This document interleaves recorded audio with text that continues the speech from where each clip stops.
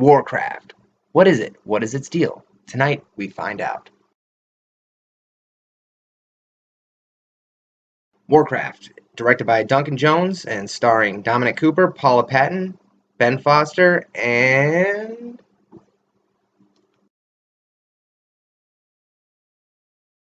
Travis Fimmel. Okay, Warcraft tells the story of the orcs, who come from a land, I believe, known as the Outlands, from the game. But they're led by a magically corrupted mage named Gul'dan.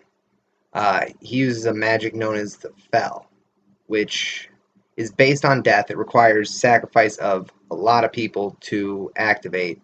He's using it to build a portal to Azeroth, the world of the humans and night elves, dwarves, and I assume the gnomes. I didn't see any in the movie. So the main conflict comes from the orcs arriving and enslaving humans so that they could build a bigger portal to bring through the entire orc horde.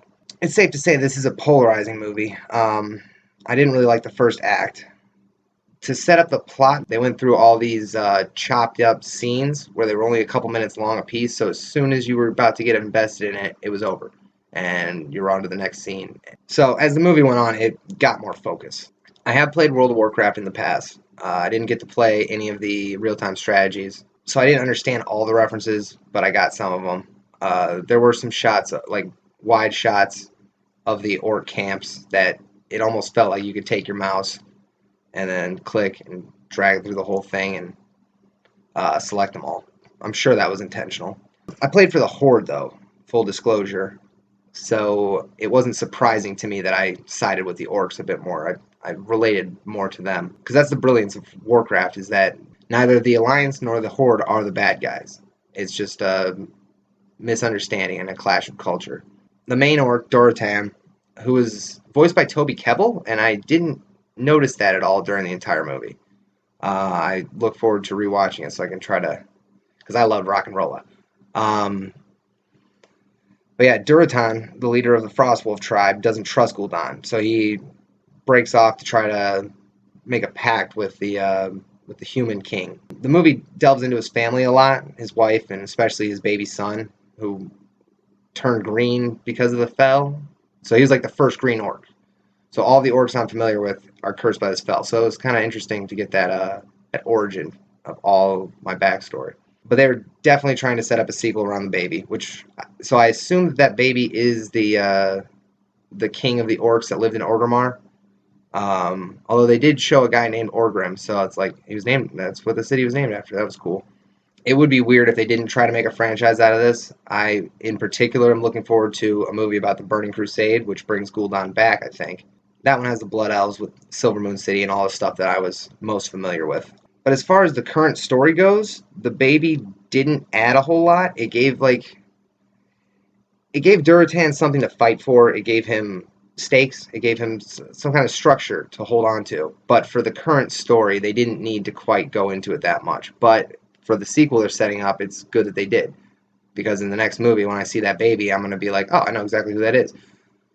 But the opposite could have been true if they cut it all out.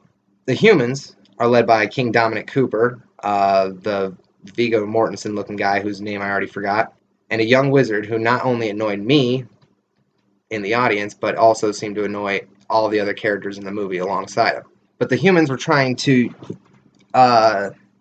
entreat a guardian to help them with their fight, and he uses this ill-defined sort of magic, but eventually he just starts using straight-up Fel magic. So it's Fel magic versus Fel magic, and you can kind of imagine how that goes poorly for both sides. But the Guardian was played by Ben Foster, and he was phenomenal. He's probably the best actor, the best acting in the entire movie. Even though I was kind of expecting him to look more Dumbledore-like, more wizened and elderly, the younger wizard was very annoying. He suffered from the same problem that Lex Luthor had in Batman vs. Superman.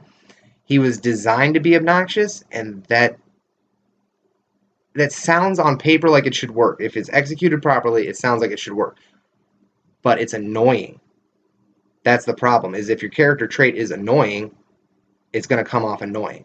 So, I don't even want to watch a movie with intentionally obnoxious characters when it's on accident. This is this guy was written in there. Everyone was like, there was some comedic relief involved with it,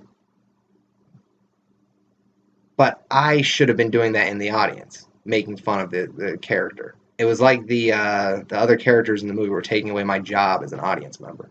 The Viggo Mortensen type guy, I go with Viggo Mortensen because he's got that accent, and whenever I think of Viggo Mortensen, I think of him speaking Danish in some Lord of the Rings behind the scenes thing. Um, but that's the weird thing is this guy had a out of place Swedish accent. Like, is it so much to ask that Hollywood has all the characters who live in the same area speak with the same dialect? You know, like how it works in real life. Like how I sound like everyone else I know, and people in England sound like everyone they know. Game of Thrones has this problem a lot too. Sansa and Arya talk like Southerners, and it is infuriating to me.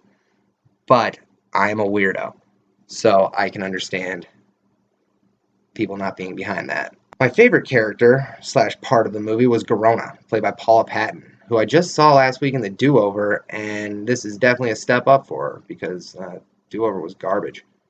Um, Garona is a half-orc pariah who I'm not sure why she was brought through the portal. My theory is that she was just brought through as a translator. I'm guessing that Gul'dan had the foresight to know that he would need to speak and communicate with the native populations when he was really just shuffling them into boxes, but whatever. She spoke in Humanese or English, if that's it. Um, and she wasn't allowed to fight, so that's the best I can come up with. But she gets captured by the humans, joins up with them because she speaks English, and I love how her orcish culture just clashes with them all. You know, she speaks her mind, and she doesn't conform to their gender roles.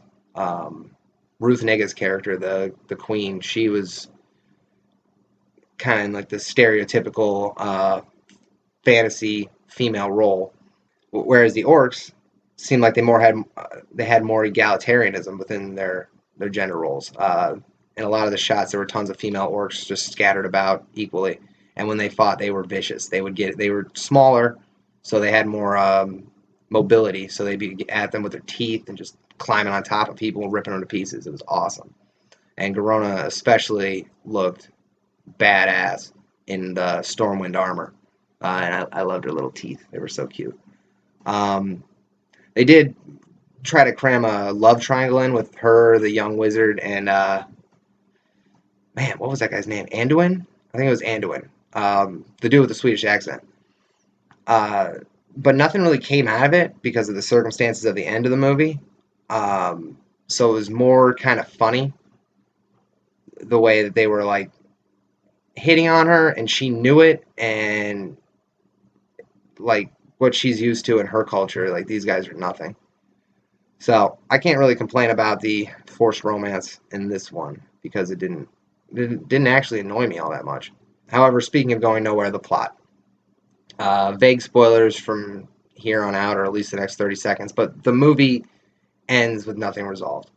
It wasn't particularly a complicated plot, and the steps to the conclusion of the plot should have been straightforward. You know, humans and orcs have a final battle. The humans win. They kill Gul'dan. They take his fell magic away. The orcs are scattered. I mean, obviously they'll still live in Azeroth, so that there can be a future movie where they build themselves up. But this just ended in almost the same spot it began. I think Gul'dan's got less power now. That's all I can think of.